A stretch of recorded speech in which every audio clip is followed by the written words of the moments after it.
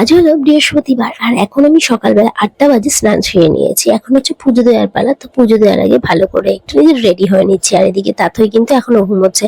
ছাদে এসেছি দেখো ঠাকুরের জল নিতে, আর এখন দেখো বৃষ্টি পড়ছে ঝিরিঝিরি, যে কারণে তাড়াতাড়ি তাড়াতাড়ি করে জলটা নিয়ে নিলাম। জল নিতে এসেও কিন্তু অনেকটা ভিজেই গেছি। এই বর্ষাকালের বৃষ্টিটা জানো তো আমার একদম ভালো লাগে না।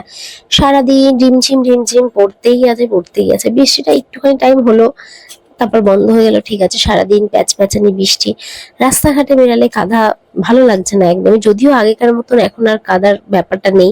আমাদের ছোটবেলায় যেমন রাস্তায় খুবই কাদা জমতো, মানে সেই বৃষ্টি নামলে এই কথাগুলো মনে পড়ে। হাঁটতাম তো হাওয়াই চটির সাথে যে কাদা উঠতো সেটা একদম জামার পিঠ পর্যন্ত উঠে আসতো। যখন স্কুল থেকে ফিরতাম, কোনো কোনো সময় হয়তো কেস ভিজে গেছে, তো পরের দিন আর কেসটা শুকায়নি, তো এমনি হাওয়াই হাওয়াই টাইপের যেরকম জুতোগুলো হয় ওইসব পরে যেতাম। আর ওরকম জুতো থেকে ছিটকে কাদাগুলো পুরো সাদা জামার পিঠ পর্যন্ত উঠে আসতো। তো সেই কথাগুলো বৃষ্টি পড়লে ভীষণ মনে পড়ে। তো এখন আর না বৃষ্টিটা অত ভালো লাগে না। হ্যাঁ, যদিও এখন বৃষ্টিটা হলেও কাদা জমে না, যেহেতু প্রত্যেকটা রাস্তাঘাট পাকা হয়ে গেছে, আগের মতন আর নেই। তাও এক নাগাড়ে বৃষ্টি হলে এই যে বাজার ঘাটে যাওয়া বিভিন্ন রকম সমস্যা হয়। যে এই সকালে আজকে মা গেছিল ফুল এনে দিতে ঠাকুরের পুজোর ফুল আনতে গিয়ে পুরো প্রায় ভিজেই গেছে। বাজারটা যেহেতু ঘরের পেছনেই, খুবই কাছে, 2 মিনিটের হাঁটা পথ, সে কারণে খুব একটা অসুবিধা হয় না।